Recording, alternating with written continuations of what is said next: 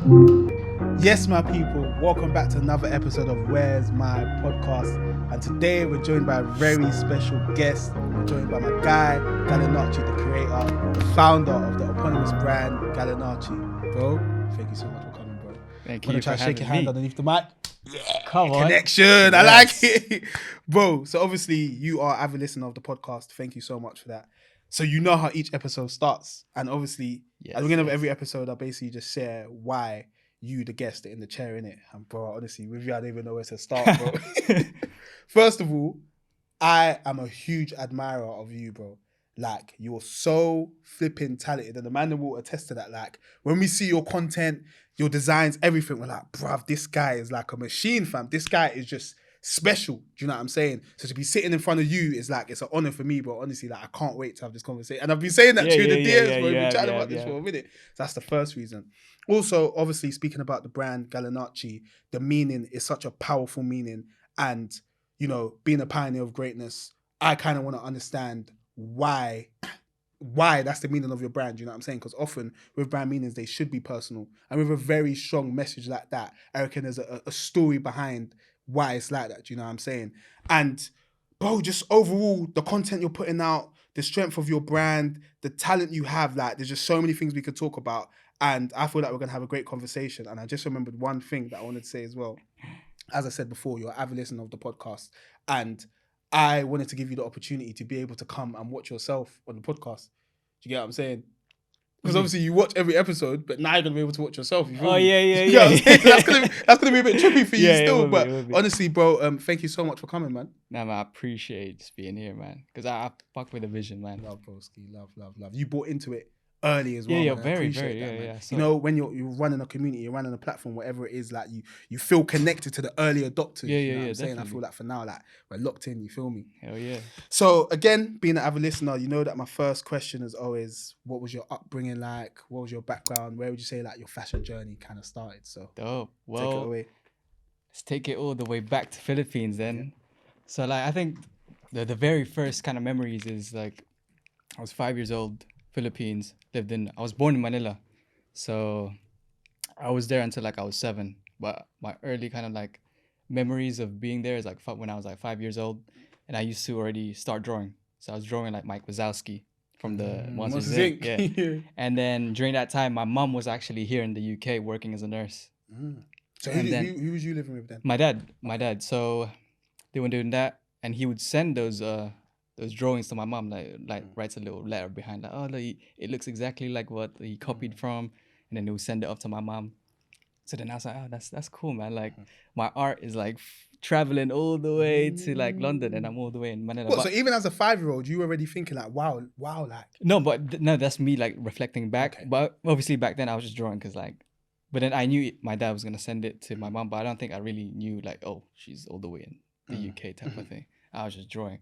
But yeah, no, I'm like the eldest of like 4. But back then, I was the eldest of 3. So obviously back then, my dad already instilled in me that, yo, you got to lead by example. Because my dad was strict. And the way he was raised too, like his dad was even stricter type of thing. So it was kind of like, that from the beginning. So I had to always kind of like think of how I kind of move. Because obviously I'm setting like an example to I have like a little brother and then a little sister back then. But now there's like 4 of us. So I have to really lead, you know? But no, yeah. I was always creative. I was always in my own world type of shit. Like I don't really remember a memory of me actually playing with my siblings. I mean, there's parts that I played with them, but I was always that kid that was like interested in how things work. Like I think I remember I would break apart my toys and there was like these motors, right? And then you could put the battery in and then you could turn it on and it'd be like move in, and I was like interested at how things work. And then I think one time I put one in the socket, boom, exploded. No. Yeah, What was this in Philippines? Yeah, back in Philippines. Oh man, I almost killed myself, man. And back then my dad already like went to the UK, and then I was just living with my auntie. Okay.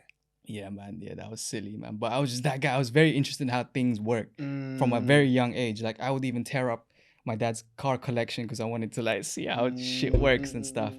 But yeah, that's the very, very, very early stuff. So I kind of stayed true to that, even the way I move kind of like right now. Do you know what, Galanacci? I find it interesting how with how you kind of described the early days, it was more about you being interested in how things work and how things are constructed rather than quote unquote how things look.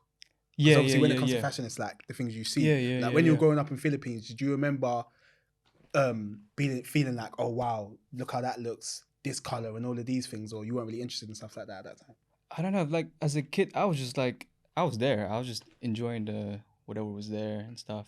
Like I remember I'll be playing in the rain because like when it rains in Philippines, it rains monsoon type of stuff. It will flood literally. Like we would have to go upstairs and like bring all the furnitures upstairs and stuff. But yeah, it's like totally a whole different world like compared to the UK.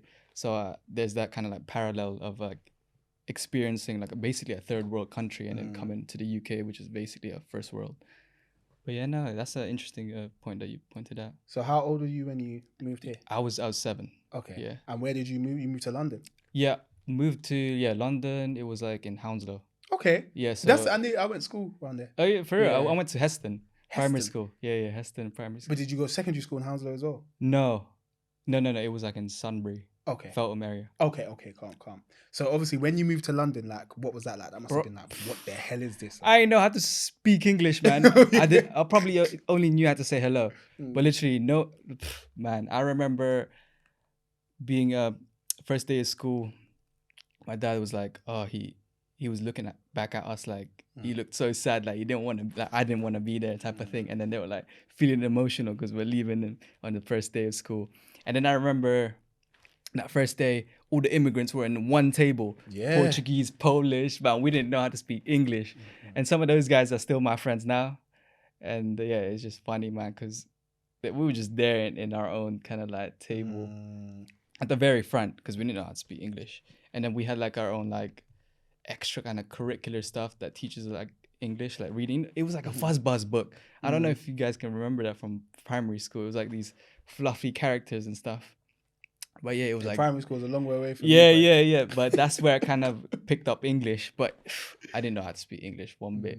But I was good at art, and every time it was art class, everyone would be like surrounding my seat, wow, and I was like, yo, this is lit. I like the attention because that's so it was your talent that kind of got you accepted by. Yeah, it was like my way of communicating. Like even though I probably didn't know how to speak English like that, but then every time it was at art class, they knew me as the kid that was like, yo, he's really good at drawing. So at that point, I already realized that I was good. That's what I was gonna say, because obviously when you were drawing, just Mac was asking whatever, you were just drawing. Yeah, I was just drawing. As a 5 to 7 year old or whatever, it was like just drawing. But Yeah. then it's when you came to UK where you discovered, yo, like I'm actually quite good at art. Yeah. Because obviously in my head I'm like, shouldn't everyone be like yeah, good? Yeah. And then you realize that yo, they can't draw. Like you'd see them drawing some sticks, and I'm already drawing proper stuff. Yeah. But yeah, no, it's dope. So then after that, and you're at the point where you're a young 7-year-old and you kind of know, you know what, I'm good at art. How were you feeling about that? And like, did you kind of tell yourself from then, you know what, I'm probably going to go on and do something within the art world, if you want to call it? I know you would have been really young, but did you ever have thought processes like that? Not even, man. I was just like, yo, I'm good at this. Like, I like doing this. I'll keep doing this type of thing. Like, my parents didn't even really push me like to enter me in like competitions and stuff. But it was just like a thing that I always excelled in during school. It was like art and sports. Like I kind of excelled in those two. Like I still have like this letter from my year 6 teacher. Like, oh, when you go off to secondary school, hopefully you push your art stuff and your like sports and whatnot. But yeah, no, I knew that from a young age. I knew like, okay, I'm good at this certain thing, and then that's all that matters, kind of thing. So we're gonna fast forward a lot. But sticking on like the art point, obviously I can imagine that's what led to you wanting to study architecture. Pretty much, but not really at the same time. It's like, I remember like year 11, like in your careers day, whatever, they were just there, oh yo, go and search like what you potentially could do for a living as a career, like past the secondary school and whatnot. I was just like, yo, okay, I'm good at art. I'd kind of like to do something that's within that realm, but then I was also good at computers, and I was also thinking of like, I could go and do like computer engineering. Yeah. But then I was like, that doesn't sound like all that good. But then architecture, I was like, ooh, it sounds, and then you get to be called an architect. That's because obviously in an Asian household, it's either like your doctor or Lawyer, whatever. yeah. But then architect, that's kind of like up there with them, you know? Yeah. So I was like, okay, cool. This sounds pretty sick. But bearing in mind, I didn't give a fuck about no buildings. I don't really know about no architects and all of that stuff. But it was just literally like finding what's already out there that could like link with what I already have. That looks like, okay, that job is something that's like very good in the long run type of thing. Because obviously Asian household Filipinos, they push you in that kind of direction. But yeah, it wasn't something that I actually wanted to do. Because even for fashion stuff, like that was nowhere near my thinking. Like you basically kind of preempted my next question, because I was going to ask, when did fashion start kind of coming into the picture? Oh, right. Was it around this point when you was thinking about architecture, or? I would say it was a lot, maybe a couple years, like maybe like around year 8, year 9. Because I got my dad's family, right? All of them are in America. So in another world, I could have been living and growing up in America, but my mom worked in the UK, so he chose to just follow my mom, right? What we do for love, eh? Yeah, and then trust me. And then we got drip from America, man. We got the Ralph Lauren's and all that stuff. So we were always like had this kind of like fresh drip and stuff. And every time like there's Mufti Day and stuff, like, you know, people see like, yo, that looks sick. So you was that guy with the yeah. But then that's when I kind of started to like, yo, this is kind of like sick. Like, I feel confident in that. People like liking the shit I wear. But then obviously looking back, like, yo, whatever I paired that shit with is like trash. Like, But then back then it looked sick. Exactly. But then it was just during that time, and then I think even during that time, it's when I saw like fashion, ASAP Rocky. I was like, yo, I love how he's like just so confident with his fashion.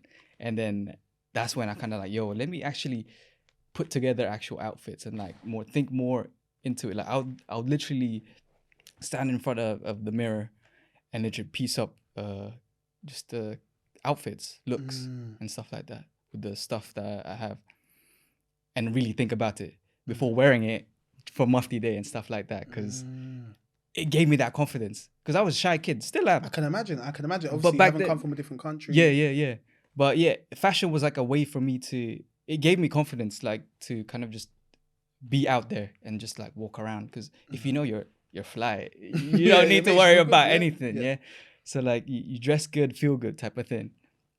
But yeah, it started around that time, year 9, year 10, and then it just kind of just followed through. Followed from there. So like with your fashion sense, quote unquote, because I don't know, this is obviously me kind of jumping to conclusions, but I can imagine having been an immigrant, come from a different country and whatnot, often that can lead to you being ostracized by certain people and whatnot. And it's like you kind of have to use ways to almost get accepted.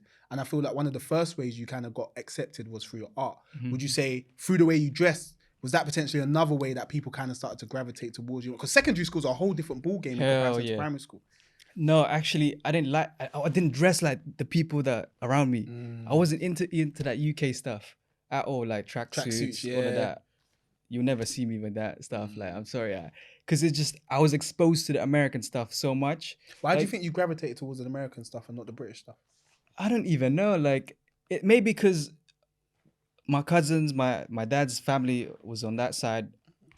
We even went to America, like when I was like 13 and stuff like that. We were there, so I was just immersed in that kind of culture. And then obviously the internet, YouTube, you watched their music videos, the raps. I was like into that stuff, and even like the dancing stuff. Like there was like this, like there was this thing called America's Best Dance Crew, and it was just like, what was that? The Jabberwockies. Yeah, Jabberwockies. They wear them white masks. Poriotics, all of these guys, and I was like, yo, this whole, obviously it's hip hop aesthetic, right? Yeah. Because it was like a competition, and they were like wearing these kind of like outfits and shit, and I was like, yo, that's hard. So obviously I tried to mimic that type of look. And obviously that isn't what was here in the UK. And I knew that. I was like, I like what I like. I don't need to conform like with what my friends like, type of thing. So from a young age, I kind of knew like I'm different from these people. Like I don't really need to go and fit in with them, because I didn't even like football like that, like all that stuff. And obviously when you're in primary school, secondary school, that's a big thing, right? Huge thing, especially for a boy. Yeah, for a guy, yeah, exactly. But I knew what I liked, and that was it. I didn't really need feel the need to fit in with my friends and stuff like that. That's really brave, you know. Yeah. When you look at it, And it's so interesting because even though we're early on in the conversation, I'm already starting to kind of piece together why your brand is Pioneer of Greatness. You know what I'm saying? But we'll get back to that. Don't worry. So like, continuing to go forward. So now you're interested in fashion. You knew you were talented at art. So let's say we're at going to university type points where you're leaving sixth form. Did it ever cross your mind to potentially study fashion? And if not, why do you think that was the case? Not at all, man. I did not see fashion as a potential career in a like never ever, like literally never. Like it's because it's just I never knew like you could get a job in fashion or you can even start a brand and all of that stuff. Like that wasn't in my realm type of thing. Like all I knew is like go to uni, get a job 9 to 5, and that's the only way you could kind of like navigate your way through career, right? But then obviously I was just inspired to this whole kind of creative aesthetic thing that I kind of just ride it like with the let me just go to uni and all of that.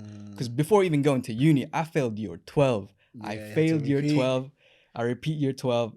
And obviously my siblings, they all went to the same school. I got put down on my brother's year. No way. You had to be in the class with your bro. Yeah. Some of his mates were my classmates. Yeah. But obviously I was that fly guy, so I didn't really care. And obviously in sixth form, you'll be wearing your own shit too. I was that guy. I'll be wearing Balenciagas. Like I was into that luxury street shit.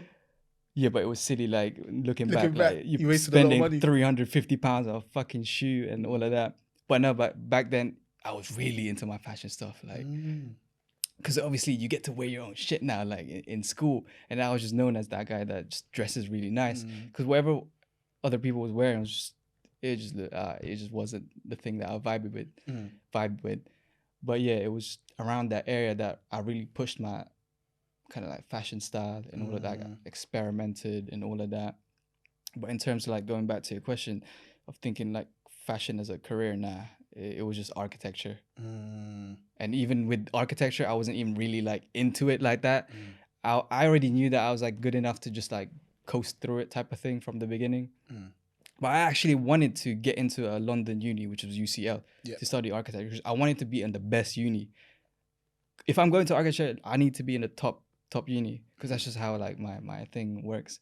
But then I didn't get. I got the interview, because for the interview you needed to draw, like you had to complete this task. It was like a very you have to draw like these things, like how you perceive space and stuff like that. Very conceptual stuff. And then you have to do that just to get an interview. I got that, so I was very confident that I was like, yeah, I'm gonna ace this shit. And then I was in the interview. The guy was Filipino, so I was like, yo, I'm like, this is lined up, man. This is lined up. And then I didn't get in, so I was like, fuck. But then I got into Cardiff. That was still in the top 3, so I was like, okay, cool. And then for the entry level for that, it was like AAA, and then the UCL one is a lot lower, it's like A, B, B. So then I was like, cool. I'll take Cardiff. Cool. And then that's where it all kind of like... That's what I'm saying. All right, cool. So now we've gone to Cardiff University and whatnot. What was that like being in Wales, actually? Because I've never actually been to Wales, I don't think. Yeah, I've never been to Wales. Well, it's like London, but like in a more smaller scale. Okay. Like it's a student town. So when it's like summer holidays, but town's empty. Like it's... But Cardiff, I went there just to like enjoy what like uni and freedom, man. Because obviously I live in a 2-bedroom house, and then 4 of my siblings share that one room. So when I got freedom and got my own space, I was like, yo, this is nice. I can't believe that my friends, they all have their own rooms. I don't. Like, I only had like my own room when I was like, 19? Wow. So when I had it, I was like, yo, this feels good. Yeah, same shit. Yeah. But yeah, no, it was, the freedom was just a whole other level. And then obviously you meet like all these new people, and these people, fuck, their intellect was just on another level, because they were there because they wanted to be architects. I was there because maybe it's a viable career for me to do. But these guys were just on another level. Like they knew architects, all these words, these jargons, right? And for me, I was like, yo, I came here because I can draw and I can design. Because back in like year 6th form, I was really good at DT as well. I was like the only one I got an A in, funnily enough. For art, I got like a fucking B. Swear, you must be shocked. Yeah, I was like, yo, you guys don't know me, man. I should have at least got an A star for like the art stuff. But yeah, no, I came in to that whole architecture stuff. It's just a whole new world, like crazy stuff. But then with architecture, it's actually such a sick course because you get to fly. They fly you out places. First year, I probably went to like 3 different countries. I went to like Portugal, Italy, because you go and visit these different architectures in Europe. And with other subjects, you're not really exposed into those other kind of cultures. For example, I studied law, but they didn't take us to American law firms. Yeah. And how they are, things like that. Yeah, so like I was exposed to these different things. So I was like, oh shit, this is dope. Like I get to see like what the fashions are like in these countries, how their buildings are like, how they style themselves, how they carry themselves and all of that. And it was just like, it just puts things into perspective, really. And then obviously that was just in the first year. So the second and third year, there'll be a lot more countries to visit. Yeah. So whilst you were studying, at this point, because it's interesting because we've spoken a lot, but we still haven't got to the point where you're like, you know, I want to get into fashion. Yeah. So during uni, was there a point where you was like, I want to get into fashion? Bro, oh my days. When I should be doing my architecture shit, I'll be in my uni dorm. I'll be painting denim jackets. I'll be like making makeshift screen printing shit, stencils and stuff. And I even like sold some and shit like that. Wait, so what made you want to do that? It's because I just wanted to be different. I wanted to wear something that someone else don't have. I don't like fitting in type of thing. Like if I know that I painted something on this jacket, then that means that's a one-off one. Like I'm the only one who's rocking it, that type of thing. And I just have that mindset back then, even till now, really. And yeah, it's because I was already kind of exposed to like, I think Virgil Abloh, Samuel Rosses and stuff. Like, I think it's either like me gravitating to what they're doing because I saw that they all kind of did a certain degree, but then now they're able to kind of jump and transfer whatever skills into another field, which is fashion. And were you seeing this as you were studying? Or yes, I was learning about it. When I was studying, I was like, fuck, man, that would be a sick thing to do. So this is the first point where you was thinking, you know what, I actually don't have to be an architect. No, I still wanted to be an architect because I still didn't see it as a viable career path. Why didn't you see it as viable? It's because I was so used to having like specific paths because for architecture, man, there's like, you have to complete your part 1, which is your undergrad. Part 2 would be your postgrad. And then there's a part 3. That's when you're like in the firm and then you do your exam before you become an architect. And that's 7 years in total. So there's stages, right? And then they're very, very, very, what do you call it?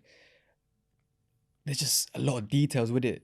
And then that you have to do certain things and that, like, for my work placement after uni, I have to keep this, fill these sheets up every 3 months with my experience, like every single thing, bam, bam, bam, bam, bam. Like it was very like rigid, like there's a structure to it. So then I was used to that. That's why I didn't really see this whole kind of like fashion stuff as a way to kind of even just have as a career path type of thing. So you was pretty much just doing all of that stuff out of passion. Yeah, it was like what I actually enjoyed. Yeah. Because I was for first year uni, I was just cruising through because I was good at art and design. And then the second year, that's when you have to be more technical. But then it was during that year when I was even more into the fashion stuff.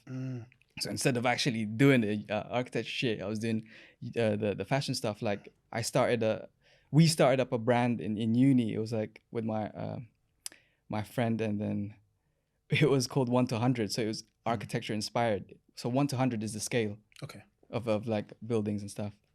We incorporated that into the brand. So I actually sewed from scratch a jumper. So I was already like, I already know how to like use a sewing machine. And wait, how the hell did you learn how to use a sewing machine? Oh, because back then I would like tailor my jeans and stuff. So I would taper them, you know? And like, if I had like a big kind of like shirt, I would taper it as well. So like, so it fits me nicely. You had a sewing room in your uni? You had a sewing machine in your uni room? I had one because I bought it when I was like back at home. Okay. You know, it's funny because I bought it because I was like, let me just buy it. Like I didn't even have intention of learning. It was just like, let me just Buy buy a it, sewing machine. and then maybe if it's just there, I'll use I would it. end up Yeah, using yeah, it. But I yeah. ended up using it, and then I took it to my uni, and I was like, yo, I got a sewing machine. We can create this jumper from scratch. So with your friend, like, did you not plan to like have this brand as like, yo, we're gonna have this brand for life type vibes, or it was just let's make a quick buck? It was more of like, it was just like a quick project, but it was mostly my friend Aki. He's from Kazakhstan, so it was like him who kind of pushed it, because he was really into his architecture shit and infusing fashion. Because we bonded over like Virgil Abloh and Samuel Ross.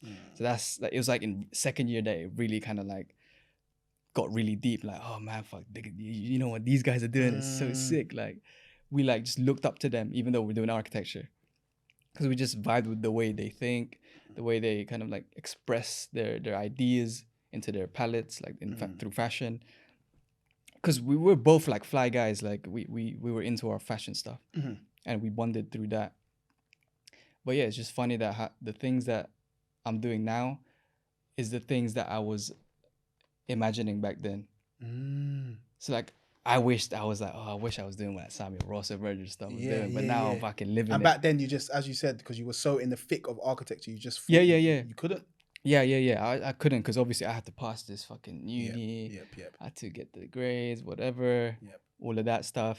So speaking of passing uni, let's fast forward to when you graduated, because now it's like, all right, cool. I've done what I quote unquote needed to do, and my options are now I can go and get a job, or I could potentially hone my fashion craft and see what comes of that. So I feel like one is almost at a crossroads to a certain degree. So what were you doing at that point? Do you know what I mean? That's a dope question, because second year I failed 2 modules, so I had to like redo them in the summer, and then that year finished, and I was like, yeah, I didn't really try. I was just giving like 50%, and then so in third year I was like, yeah, I need to actually show up, and then I did like my final design project. It was like about boxing, so I made sure it was something I was interested in. So I designed like this boxing gym all the way in like Merthyr Tydfil in Wales. That place already has a history of boxing. It's why they have the rounds reduced to 12 rounds. Because back then, when in the like 1900s, boxing rounds go up to 15 rounds. But then because that specific guy in Wales died during the match, that they had to like, okay, we need to look into like how to better protect our fighters and stuff. So they reduced the number of rounds. But yeah, my third year project was essentially a boxing gym, and it was about like using boxing as a form of mental therapy. So, because obviously you do physical stuff, it obviously in mind wise puts you in a good place, because it just kind of like takes away like your distraction. If you're thinking of something else, you're just more focused on like hitting the bags or sparring or all of those stuff. So the whole boxing stuff was integrated into my uni project, so that way I would actually enjoy doing it, because I don't really care about architecture like that compared to my mates.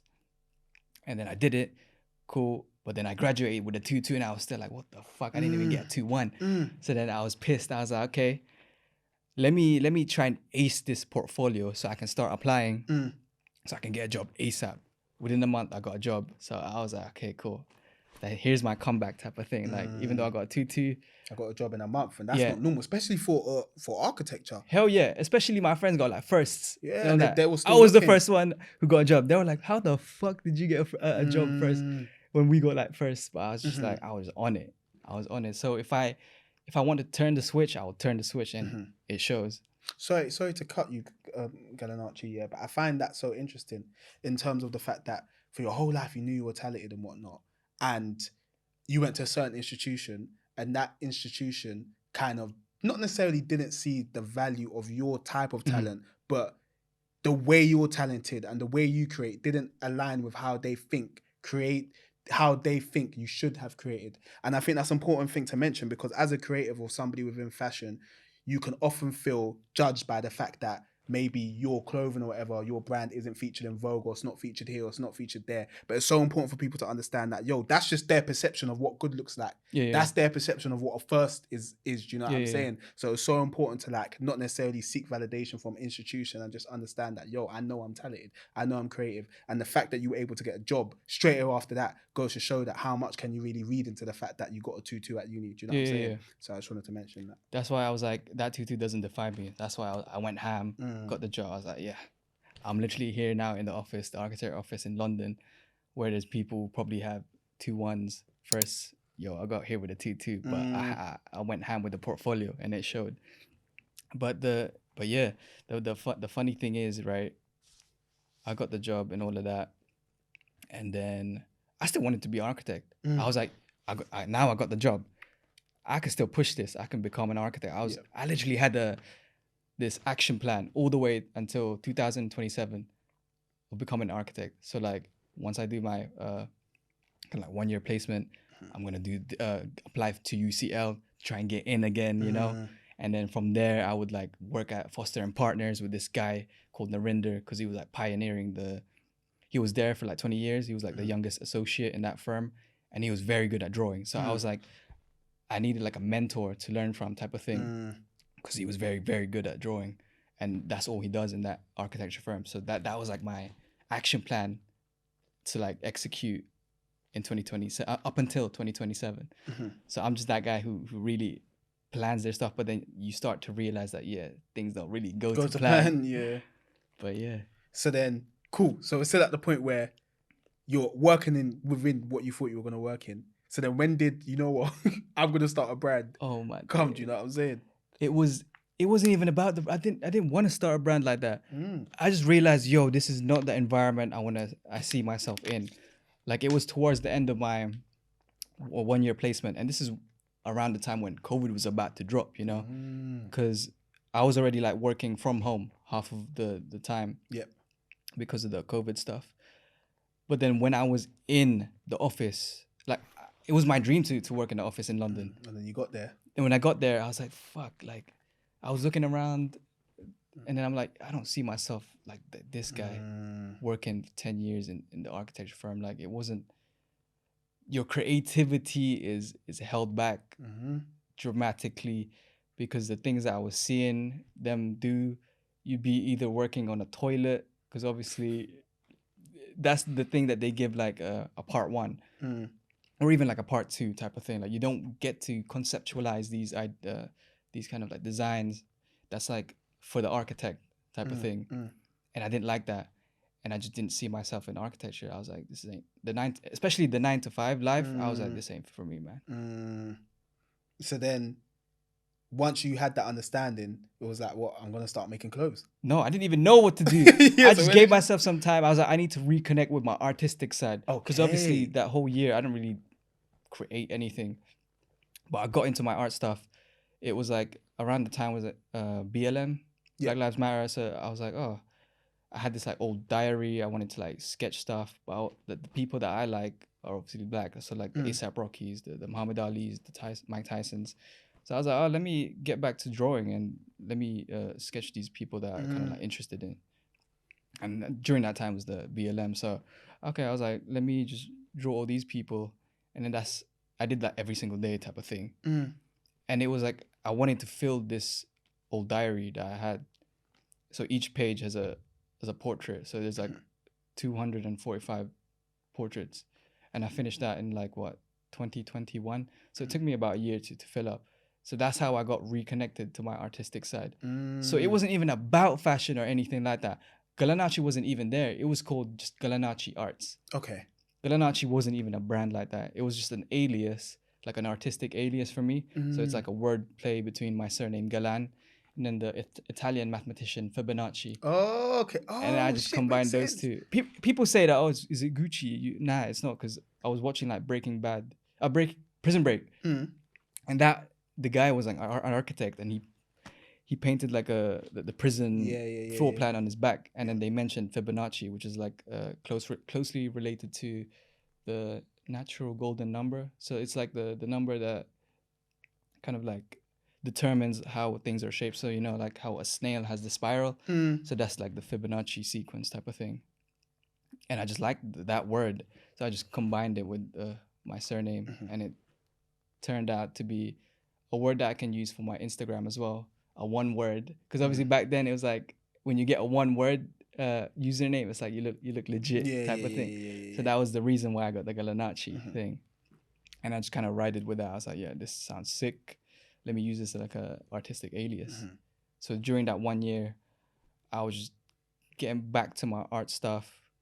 And then there was that switch where I was like, I need to actually start drawing like fashion stuff because I kind of want to jump into this.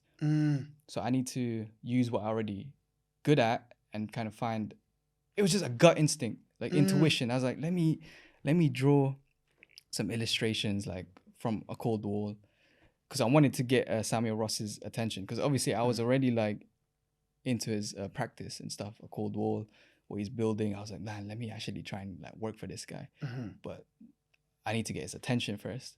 So let me just like do my take on his silhouettes. So I would make like, I would sketch it out and then put my own kind of like texture, colorways and stuff. And I would just post it. And then that's when Reese came along sending me a DM. And I was like, yo, what's up?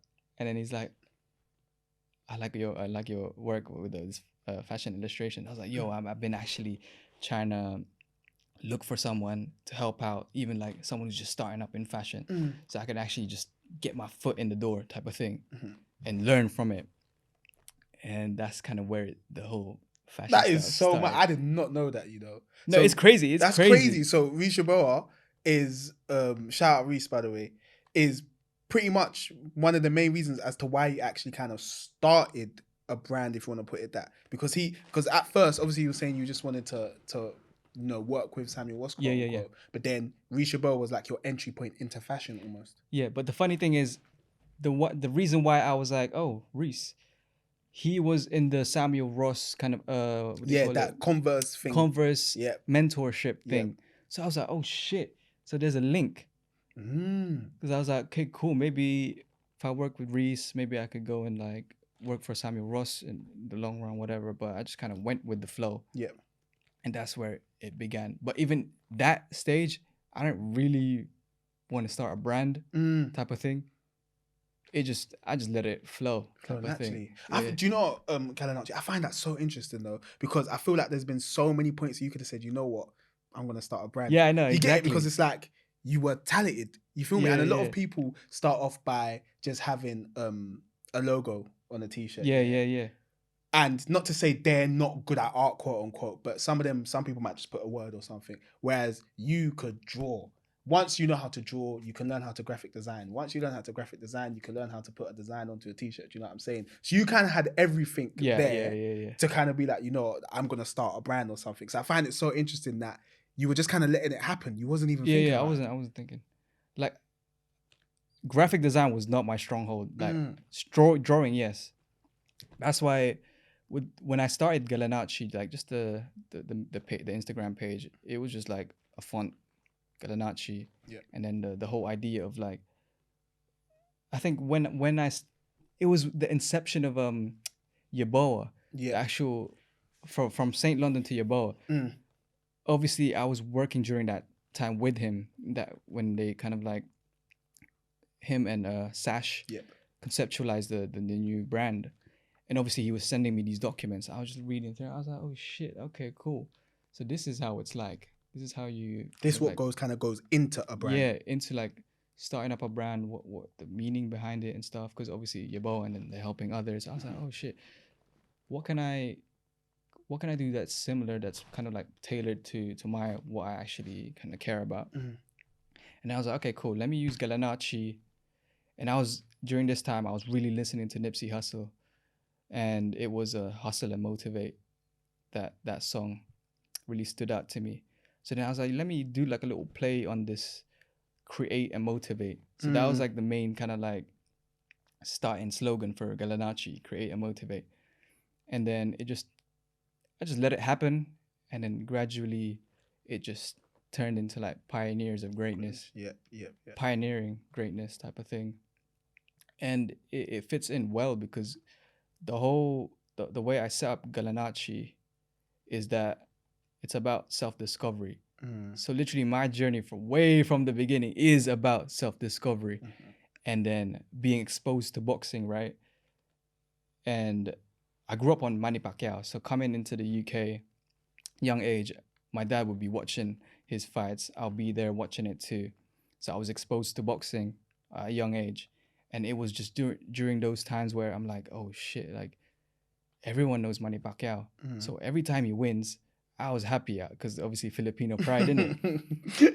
It's big. It's big. It's big. So I was like, oh shit, yes. And then that time he fought Ricky Hatton. He was British, obviously, beat him easily. Like, you just cleaned him, laid him out on the floor. I was like, so gassed. So I came back from school and to my like British mates, I was like, yo, we cleaned you out, man. I was just so gassed. So during that time, that's where I kind of saw when greatness was. I didn't know what greatness was back then when I was little, but it was like my first time seeing it type of thing. But then later down the line, I started to realize, okay, that's what greatness looks like, from rags to riches type of thing. Like Manny Pacquiao was like, he left home maybe, I don't know, around 5, went to Manila to work. Like, what the fuck, 5 years old or whatever, very young age. And then he fell into boxing, and then he just took that all the way up. So then I was like, that shit's inspiring. Like, I would like to replicate that somehow, some way with my own talents, my own skills.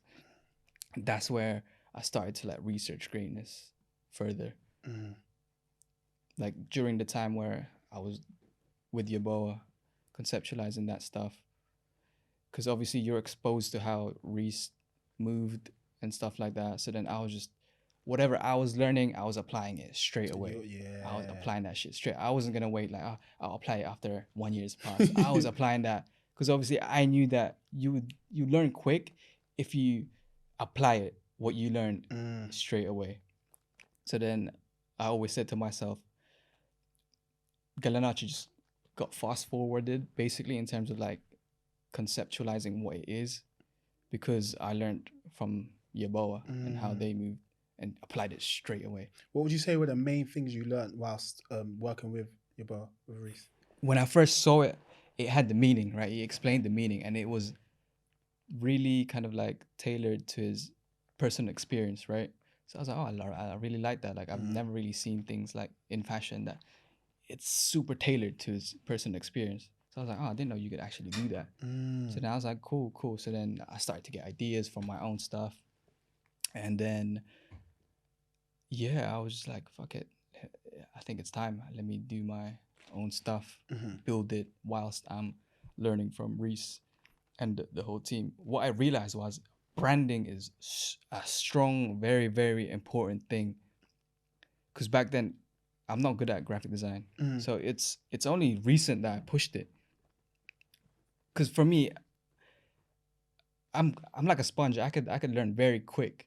So if I have my mind onto it, like I could do it light work. Like so I learned graphic design straight away type of thing during that time, and then build my logo and all of that stuff. Because what I saw in Yaboa, they had just some hundreds and hundreds and hundreds of graphic design, and they were very, very kind of like cohesive as well.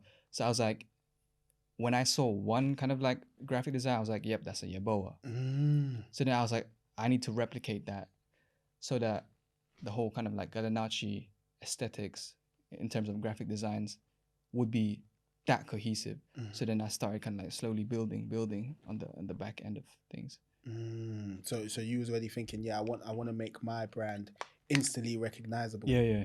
Do you know Galanacci? Yeah, I'm happy we spoke about the brand message of Galanacci and it being about wanting people to feel like they're pioneers of greatness or whatever. And I love the brand message. It's a very pertinent message.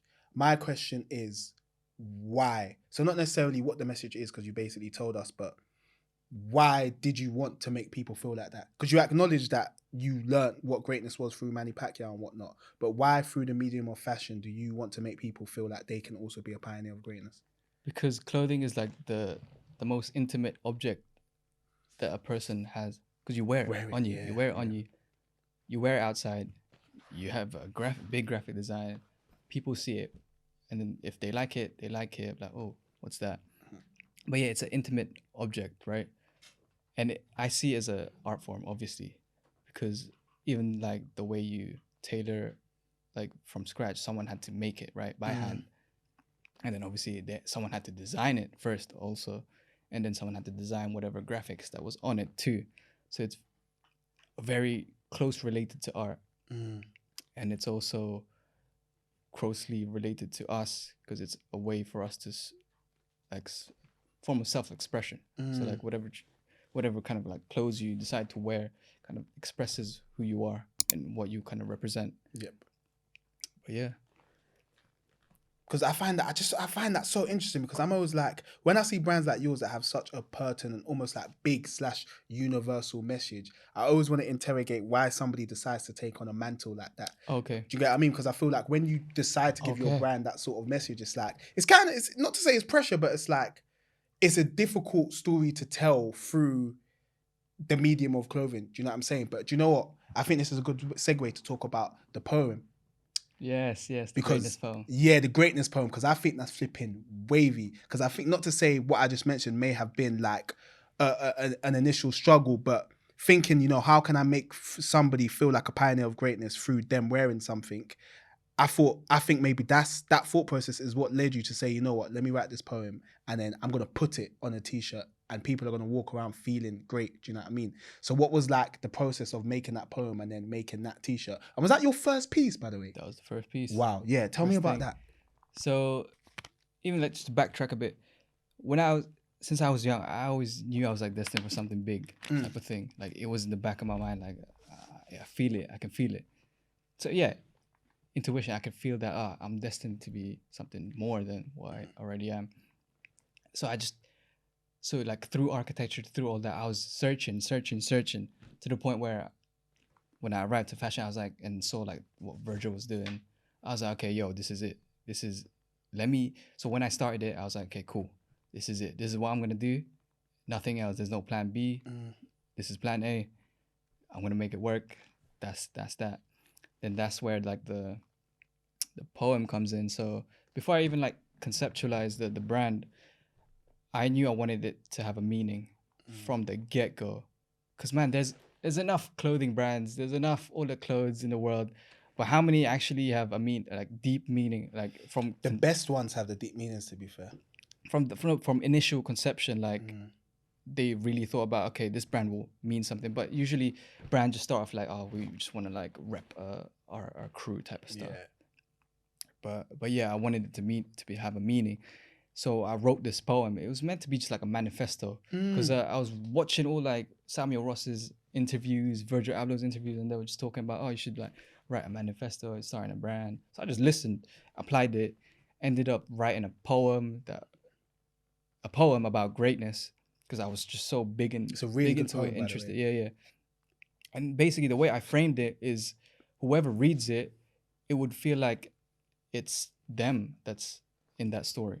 So it's like when you read it, it's like you're reflecting back on your journey. So where you started and then where you would like to go. So it's just a way to question people, like make them question like, oh, where do I really, really want to go? Like, because for me, I think everyone has it in them, like to be great, but then not everyone becomes great. And why is that? Because it's hard. Like you have to apply yourself, and not everyone has the luxury to have the time to think deep as well. Because with the whole like COVID stuff, and I was working from home, I just had a little bit more time to think about my stuff, and just my just position in life. Like I had supportive parents. Like even when I told them like I'm gonna drop from architecture, like because I was like, it's not for me. They were just very supportive, because they saw I had like this vision, and I was already doing the drawings and stuff, so I had something going, rolling, and I just wanted to encapsulate all of that, like just the journey really into that poem. That's why I was like, okay, let me put down a t-shirt, and that'll be the fucking first thing. But then even that poem, I was like, I need to summarize it because not everyone's gonna fucking read that shit. Yeah. So that's why I had to. You did the Instagram post, the carousels. Yeah, no, that's why I just called it greatness, like the Oh, quotation. okay, yeah. Even the quotation is like paying homage to Virgil. Yeah. Yeah. Because obviously for me, I was like, if I'm gonna use quotes, I can't just use quotes. Let me actually do something deeper so that at least I'm pushing the whole kind of like what Virgil started. And then even with the poem, I was like, nah, it's not enough. Let me create a graphic that would emphasize this poem. How much graphic is that? The logo. So the greatness. I don't know. Oh yeah. Because that poem. So the poem is on the back, and then you have the greatness graphic on the front, and even that greatness graphic like was inspired by Mike Tyson's Maui tribe tattoo on his face, and that was about like status and power and stuff like that. So it all links in with like greatness. It's interesting you mentioned that because I wondered why, because that font is so eye-catching and unique. No, it's so clean. It's clean, bro. It's waving. I did wonder why that was the font. Yeah. So it's interesting to hear why you chose it. Yeah, because I wanted the way to weave in boxing in there. Yeah. I was like, I saw Mike Tyson's face tattoo. So I was like, and then when I researched more about it, it's even deeper than that. So it's like about status in the Maori tribe and all of that. Sorry. You know, obviously we're speaking about the brand message, Galanacci, yeah. But I also find it fascinating how you get from having a brand message to actually having a piece. And the reason I mentioned that with you is because it seems like you do everything yourself. Yeah. So how come you decided to do it that way in terms of you screen printing yourself and whatnot, rather than you just getting it manufactured somewhere else? And you know what I mean? I'm an artist at heart. Like I take pride in what I do. Like my hand needs to have touched the things that I've created. So like, obviously later down the line, it can't be like that, but I want it to be like that because for me, I'm like a traditional artist type of mindset. Like it's got to have touched my hands. You're purist. Pure, yeah, basically. Like I need to have designed it. Even like I don't want to use fonts like that. I'll fucking handwrite these letters. Like even the poem, that's handwritten. The graphics, that's hand designed by me. You can't find that on the Google. You can't find that font. It's my own stuff. So it's just doing those things that people wouldn't do so that you'd stand out. Because like I gave that t-shirt to that guy, rapped him. Yeah. And with that t-shirt, because I fucked with what he's doing with his old rap stuff. And then the way his topics that he kind of raps about is basically the grind I'm in type of thing. He has that energy. And I gave that to him.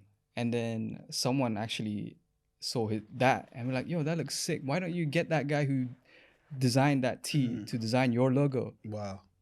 So then I designed his logo.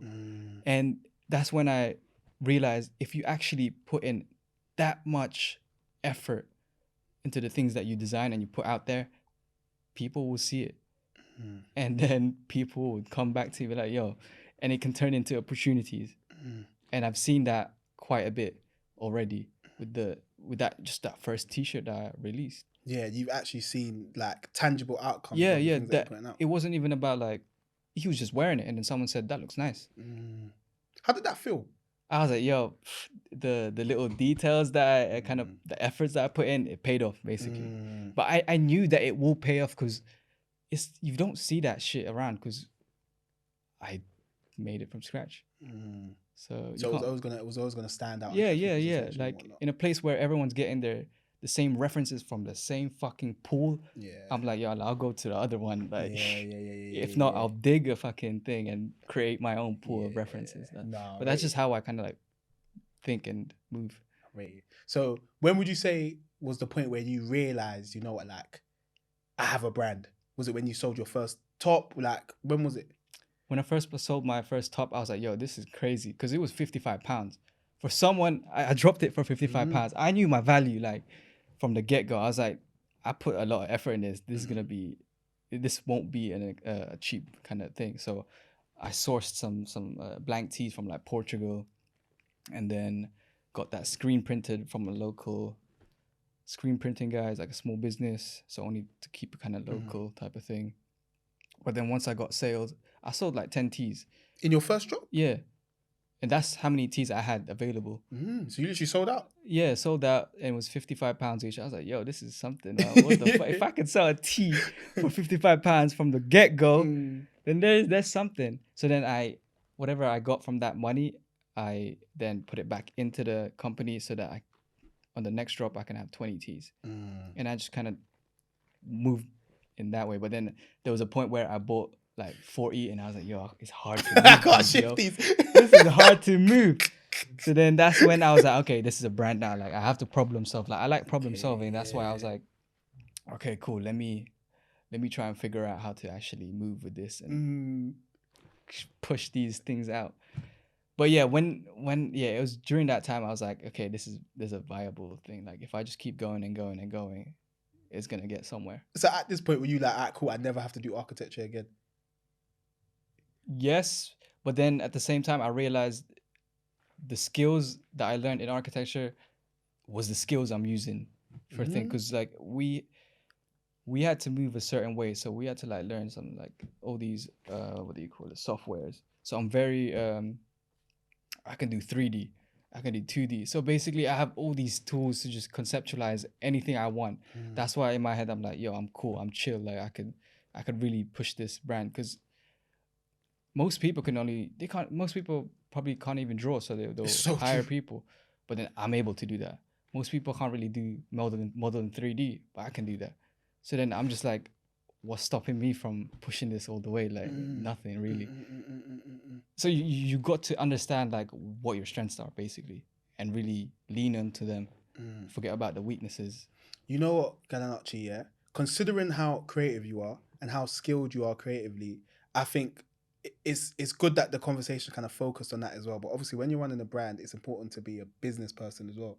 So how did you kind of learn that side of things, and what sort of struggles did you have regarding that?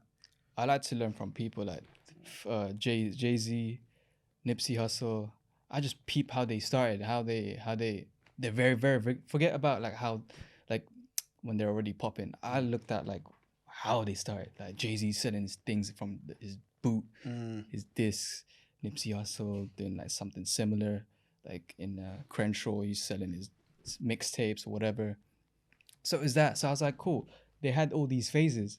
I'm in that phase, that starting phase. So the only difference is these guys didn't stop. They didn't stop. They weren't the most talented, like maybe like, but they pushed and pushed and honed their craft to the point where they are on top of it, and they're very, very, very good at it. So it's like, yeah, peeping what's already out there, seeing how they moved, they started, and just implementing that within it's just basically trial and error, basically. Trial and error. But yeah, the whole business stuff, I like problem solving, so that isn't like something that scares me. Because I mean more practically though, Galanacci, like, because the reason why I feel like I can do what I'm doing, yeah, in terms of asking you all these questions, because I always think about, if I was starting a brand, what would I stumble over? Do you know what I'm saying? Okay. And I think one of those things would be how to like run a fashion business, quote unquote. Do you know what I'm saying? So I know you learned things off of Nipsey and Jay-Z from what they said and what that I know, and that they sell things from a boot or whatever. But I still feel like that's quite almost like conceptual, but like tangibly, what sort of business struggles did you have, and how did you kind of overcome them? Like, for example, one of them is the fact that you said you bought 40 T's and you was kind of struggling to shift it. Yeah. So when it comes to your next drop, it's like, what alterations did you have to make? Do you know what I mean? Yeah, so every single drop I tried to make adjustments so that, yeah, business-wise, it would make sense. Because obviously ordering 40 T's wasn't a viable thing. So how much did I spend on that? Maybe like 500 or 800. And then there's some that's still sitting there now to this day. That was like back in 2021. But obviously then I realized, okay, cool. I need to screen print the next thing, and then myself learn how to screen print and do it myself so that it's made to order. So then now I don't need to buy in bulk or whatever. It would just be ordering one blank, make it, boom. So then the starting cost or whatever I need will be a lot less. So instead of like needing to buy £500 worth of like blanks and then getting them screen printed, I could just buy one blank, screen print it myself. That's literally what you do now. That's why, yeah. Do you know what, Galanacci? Yeah, and I really like that answer because you literally showed us the problem you had and how you kind of solved it. So that's wavy. But I was gonna say, going forward, obviously you've mentioned that as an art purist, yeah, you want to be able to kind of touch everything. You know what I'm saying? You want to have a hand in everything. As businesses get bigger and brands get bigger, the proximity that the founder, the creator has to the product kind of goes, gets wider and wider and wider. Have you thought about how you're still going to be able to do that as Galanacci grows? Yeah, I'll definitely implement those. Like I was already thinking of that. I'll design my own packaging, like the way it is. It will still, I'd want it to still be like the way it's packaged, because it's like 3 packaging. So you got the outer box, and then the actual tea is wrapped in this craft paper, and then in that craft paper the tea is wrapped in this tissue paper, and then you got the tea. So there's no plastic in there, because I'm trying to hit luxury, like, and the stamp as well, and the stamp, all those details and the handwritten cards, everything. But no, I did think of that, and I'm like, you could easily reach out to manufacturers, design a similar thing, so that instead of you wrapping it, you could just toss it in and then tape sealed. But yeah, it's just step by step. Like I'll get there in some point. Yeah, cross that bridge when it comes, I suppose, isn't it? Yeah. Do you know? I think this is a good point to speak about your content, because that's why I feel like I'm able to, like, you know how I said the stamp. Yeah. I know about the fact that you stamp the boxes yourself, because I've seen that in your content. Yeah. Your content is incredible, bro. Like what I've seen you doing with your brand, even the fact that, what day are we on now in terms of your design of the day? 211. Like, you've really done that, bro. And man, seen the design before I came here. You did one today. Yeah. I'm like, yo, this is crazy. Why has content? I feel like I know the answer to this because of the story you kind of said. But why is creating content about your brand journey so important to you? That's my first part of the question. And the second part of the question is, do you feel like you've seen the ROI of content creation? And the reason I ask it in the way I'm asking it is because content creation isn't easy. Being consistent is difficult, and because of that, that's a barrier to it. That's something that stops people from deciding to create content about what they're doing. Do you know what I'm saying? And I was having a conversation with one of my best friends literally yesterday, and I was saying to her, literally the idea of being a content creator, and I was basically saying to her, I think it's difficult when doing content creation, because at first the world kind of teaches that the only metric that matters is the numbers.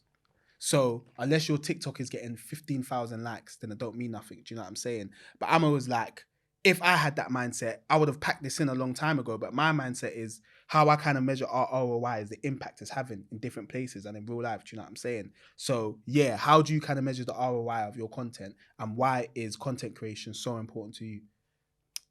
Well, to begin with, I just wanted to document the journey, like listening to Gary Vee a lot on YouTube. So he was all about documenting, and he started by just documenting him, like talking about his dad's wine, and then rating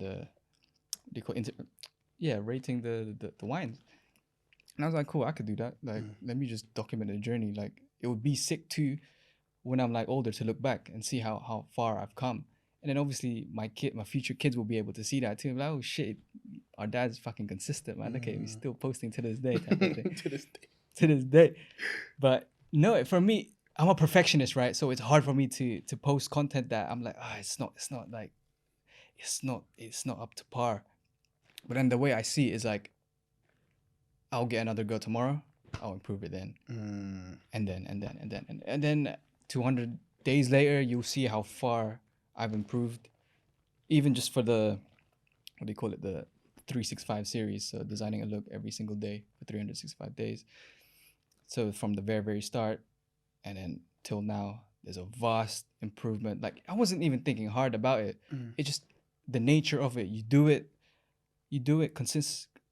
so consistently, like day by day, to the point where you kind of hit this roadblock and be like, yo, this kind of looks the same. Let me switch it up. And then I switch it up.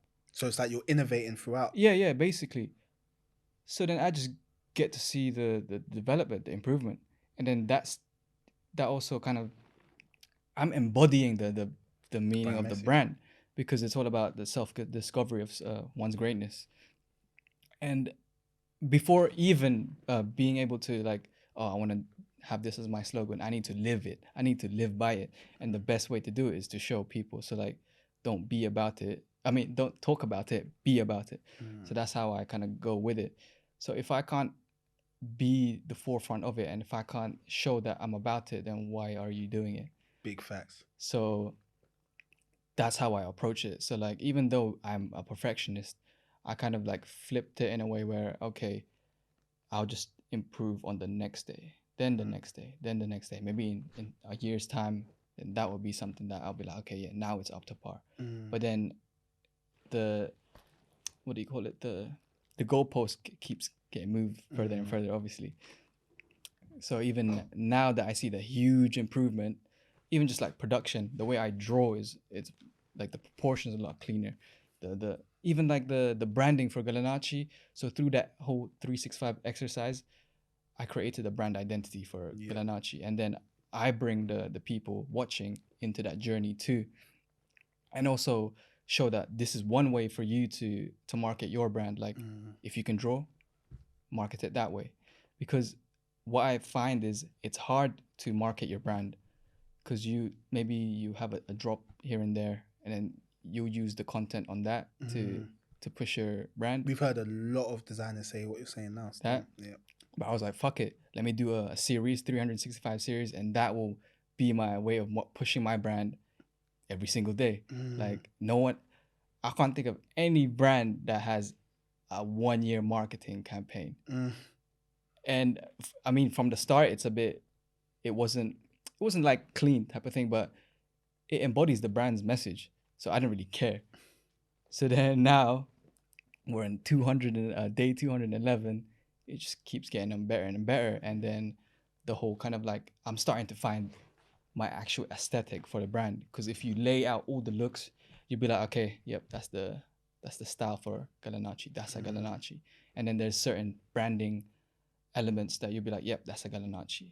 And how are you measuring the ROI of this content? And then the ROI, it's seeing the improvement skill wise, and the way I push the content, and also it's been getting traction. Like literally when I started it, the actual Galanacci brand page was maybe 500 followers. It's at like 2K, 2.6K. And it's crazy because it's targeting those people that I'd like it to target. So the whole, I'm already seeing like, okay, yep, it's working. Like it's hitting various people, right? It could be creative, but then I also see like some just normal day-to-day people, because obviously I look at who follows, like just to gauge if like who's it attracting, and it's attracting a variety of people, which is good. But then at the same time, it's hitting those like creatives and stuff.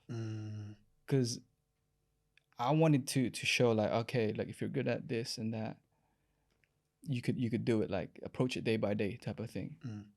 And if I can do it, you can do it type. Like there's, okay, cool. Like I'm competent at doing this and that. But if you compare the beginning to the end, or from now, you can see that there's a huge improvement. Yeah. Yep. So what I'm pushing is just to be consistent. I think it goes back to your brand message of Galanacci's for everyone, just showing everyone that they can make those improvements. Yeah. And you know what, Galanacci, it's interesting as well that you didn't mention the TikTok, because you got 50K on TikTok, right?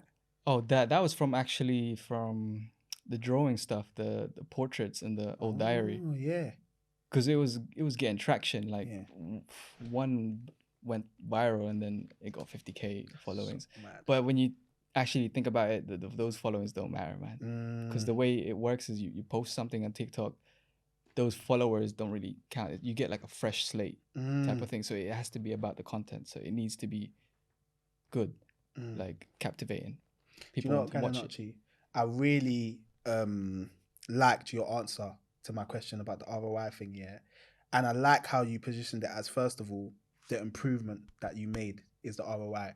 Because going back to the point I made before, and it's literally what I was saying to my friend yesterday, like, because of the world we live in, people are so fixated on numbers. So some people, when I asked that question to you, would have said, oh yeah, so the Instagram reel went viral and I sold 2 t-shirts from it, which is good, don't get me wrong, but they would put the 80 quid or let's say 30 quid profit that they made off of these t-shirts off of the fact, they would put that over the fact that they've improved drastically in what they're doing and were able to find their brand aesthetic from doing that, they would put that money and those numbers over that. And when you deep it, that's actually mad, you know, that you shouldn't think like that. So No. I'm really happy you answered it the way you answered it, and I can't wait to clip that for people to see that, because people need to remember that it's not always about the numbers, especially when you're first starting, bro. Yeah. If I did it for the numbers, I would have quit day one. Exactly.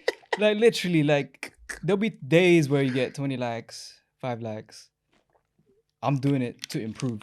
I'm not doing it for, I mean, it's nice if you get more eyes on it, but I'm doing it just to improve myself, like skill wise, and I'm learning about the brand as I go along. And as you said, you're literally embodying your brand. Yeah, which is incredible. So the numbers ain't a thing for me at the beginning. Exactly. Those will come, like.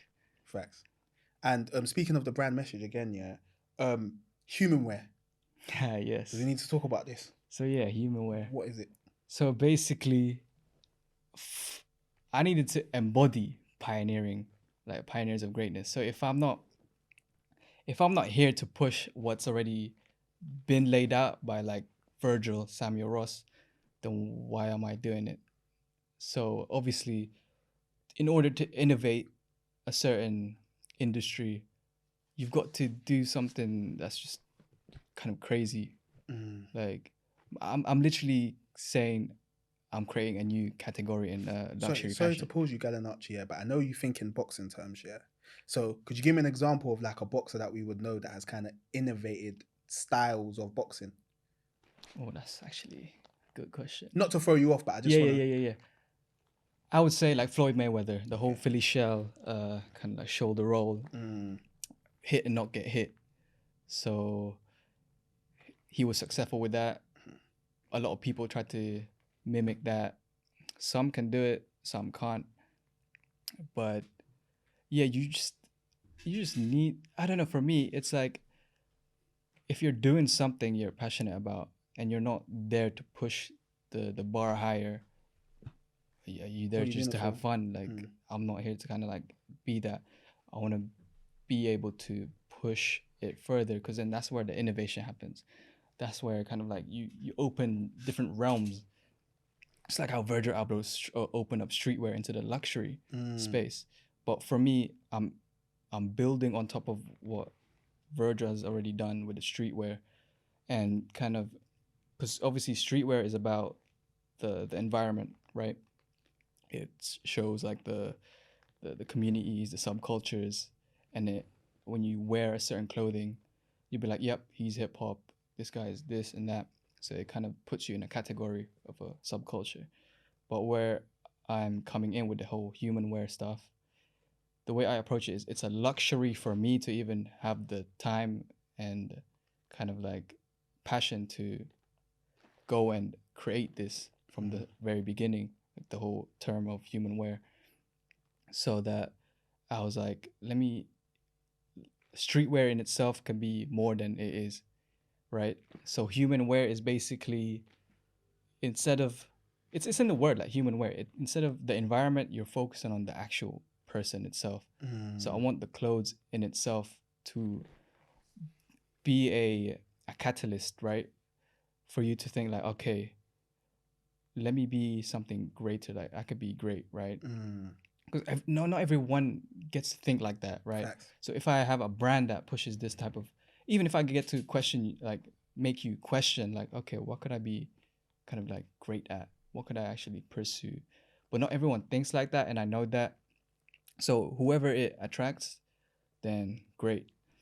But yeah, the whole aspect is very philosophical, basically. So instead of the outward stuff, like, because obviously luxury is about like, okay, I'm wearing this jacket, it's £1,000 type of thing. Like, what the way I'm seeing is the luxury is being able to actually think, okay, what is my purpose type of thing. Like, not everyone really gets to question their purpose. They just kind of like go with life and all that, like get carried. But what I'm saying is the luxury is being able to think and actually be like, okay, this is my purpose. I could be better than what I already am, because everyone has it in them. That's why I have like the logo itself is called Keys to Greatness. And I'm saying everyone has that key, right? you just need to find that door. So basically, that the door is the purpose, right? I'm lucky to have found like my purpose. Like I see this, what I do now is my purpose, but not everyone has the luxury of finding that because it takes time. It takes time, and some never find it. But what I'm saying is just question it, man. Like you have it in you. Like I'm no different from you or the next person, because we all kind of like start from scratch, really, like from young. It's just really introspective, really, because from young I knew that what my strengths were. So if you look inwards, you find the answers basically, and that's what I'm pushing with the whole humanware stuff. So you want Galanacci and humanware to basically encourage people or show people that door, so that they have that key for one, and two, that door is there somewhere. It's there, yeah. And they need to go and seek it. Yeah, that's the message I wanted to push, because humanware is basically elevating streetwear into like this kind of philosophical realm. Like fashion could be a device to kind of like question your existence, your purpose and stuff, instead of just being aesthetics, you know, like, oh, it looks great. But what if it could be like something where you wear it and then you could actually question what your purpose is in life and just go a lot deeper, you know? Like most people don't really get to think deep, and that's what I see as a luxury in comparison to like premium materials. But obviously that's like the basis. But what I'm saying is there's more to it in a philosophical standpoint. Do you know what, Galanacci? Yeah, speaking to you, this is gonna sound. It's not gonna sound mad, but like as I've been talking to you, I was saying to myself, I'm so happy I got to sit in front of you and talk to you. You know, appreciate genuinely, bro, because everything you said throughout the conversation, and even with what you're talking about now in terms of humanware, I know that in X amount of years, it's going to be a thing, do you know what I mean, that people have bought into, and that other up-and-coming designers watching this are going to want to have a humanware brand. And I got to sit with the person that, quote-unquote, coined that term or that philosophy or that ideology. So I feel honoured in able to do that, do you know what I'm saying? Because obviously when the people watch the episode and that, they're going to see me as well. So, so that's lit, do you know what I'm saying? So no, honestly, Galanacci, like, this conversation has defo lived up to my expectations. And it's just been sick, bro. So thank you so much. So I'm going to start, quote unquote, rounding off now. And for me, this might even get us talking for another half an hour. But obviously you've spoken about humanware already, but like, what's coming next for Galanacci? Because obviously you've got like the sports side of stuff, the boxing side. Like, obviously boxing is pertinent to you because you love boxing, but you can be great in anything. And if you could be great in boxing, it means that Messi, greatest footballer of all time. Yeah, Messi, greatest footballer of all time. I said it. Then you actually think he played for Arsenal the way you're tapping your chest. But so yeah, could Galanacci, quote unquote, do work with other sports, other industries? Like, what's coming next for Galanacci? I think I stick to what I'm actually interested in. Like, I think it's more authentic to me to stick with boxing because that's what I relate to and stuff. I mean, I am selling clothes, but boxing is like something that hasn't been pushed out there in fashion in a way. Because obviously, like, you know, like Ralph Lauren, you have like what, Polo, all of that stuff, Lacoste, tennis, things like that. Even like Virgil Abloh, skateboarding. Yep. So nothing's out there that actually built on the philosophy of not even just like boxing. Just I'm building Galanacci behind the philosophy of boxing, because boxing is like a metaphor for life. Like, you see the ups and downs. Like, when you're in that ring, there's no turning back. Like, you have to finish it, or either that guy will finish you. So it's like, we're all boxing because we live. So it's like we're up against. Yeah, life. we're all fighters. We're all fighters. We're all fighters. Yeah. So it's that metaphor for life. That's why I'm so like intrigued about the sport. That's why I used the philosophies within that sport to build the foundations of Galanacci. But yeah, no, I plan to just penetrate all my interests. It's not just like boxing, man. It's like furniture design. I want to get into like music videos type of thing. Like, I just want to push my creativity type of thing. So like what Virgil's doing, I would love to do those. Push more kind of art stuff, like the way Samuel Ross is like exploring his kind of artistic side. It's what do you call it? It's like an unknown place. Like, even I don't really fully grasp, because obviously 5 years ago I didn't really know I would be doing this. So I just let it happen type of thing.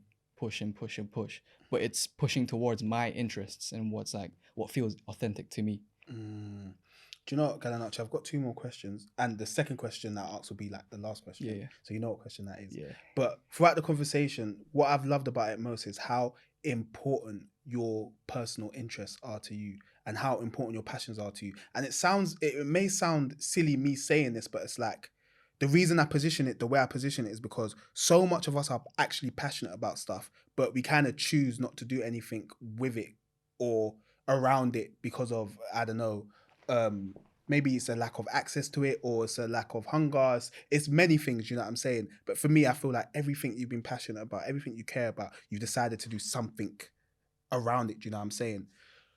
My question is, for like fashion designers and stuff, do you think it's important that they kind of lean into their passions?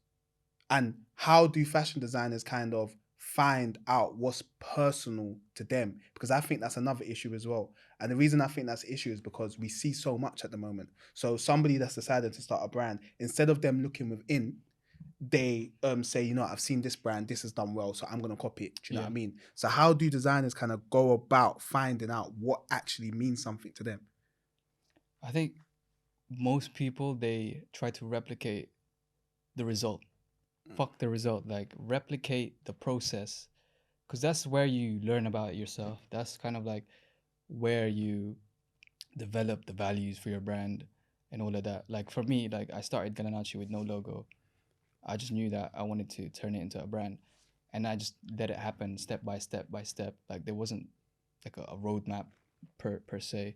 It was just that I let it grow on its own, like how I kind of like grow. So basically, it mimics my journey in life, and Galanacci is just a mirror of that. I think they just need to like look within, and then see what is it that they're interested in, what they're passionate about. Because if you can, you'll be able to push it further. It's all about longevity, right? Because if I'm passionate about it, so I can.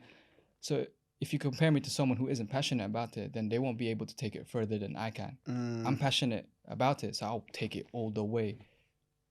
So it's all about just the longevity of it. Like forget like the results, things like that. Like it will come. Like over time, it will come. It might not come in 5 years. It might not come in 10 years, but you just gotta keep on like on it. Really, it's hard. It's hard because being consistent is super hard. But you approach it like day by day. Like if I can spend just 5 minutes sketching, if I wanna be better at sketching, 5 minutes every day, that's not gonna hurt you, type of thing. That's how I approach it. So I think just not rushing, because most people like to get the whole concept like down, the logos, this and that.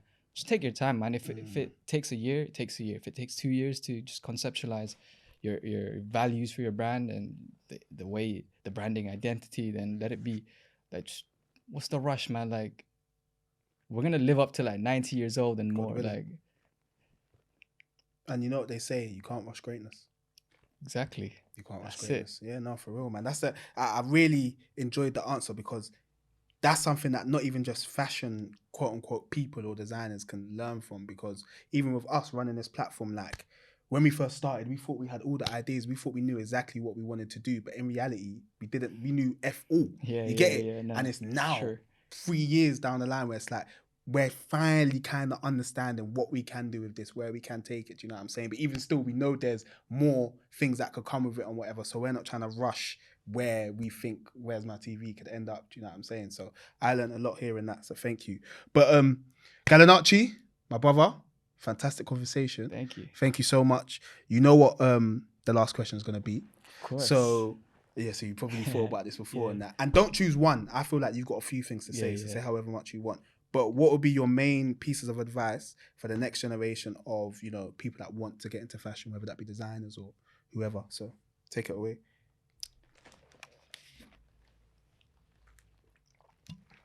It's funny because I actually did write something, but then I kind of forgot. But then I think the advice I would give would be consistency, man. I think that's the key. But obviously, it's hard to implement if you've never been consistent. So for me, it's like approaching it. So you have this skill you want to learn. Break it down to the easiest thing you could do. It could be just picking up that pencil and then put in the paper on the desk and just sitting there for 5 minutes.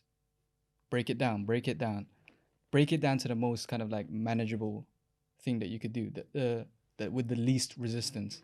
Because obviously if I tell you to go and sit down and paint the fucking Mona Lisa, you're not going to do it.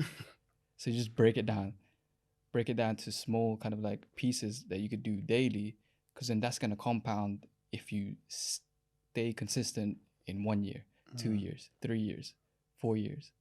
Like that 1%, like just improving 1% every day. That's not a lot. Like 5 minutes, everyone's got 5 minutes, man. You probably scroll how long on your Instagrams, you know, like an hour. If you just spare 5 minutes of that, facts, you could be so much better at the end of the year if you just implement the whole kind of like 1% every day and just breaking it down to a manageable thing. Because obviously, if you try to like, oh, I'll build a brand today, like, no, you're gonna quit ASAP. But if you just manage it day by day and like you break it down into like very, very easy steps, then you'll be able to, because that's what I've been doing for Galanacci. Like starting a brand is crazy, like let alone learning like the business side of it, having like the creative side of it, everything. I don't really think about all of that problem. Like I approach it day by day. That's all you can really do, really, at the end of it. And yeah, that would be the advice, really. And just keep going, man, because it's what I've noticed is the greats. It's those that just kept going. They kept going. Like stick around long enough to see the results. Hey, that's a key.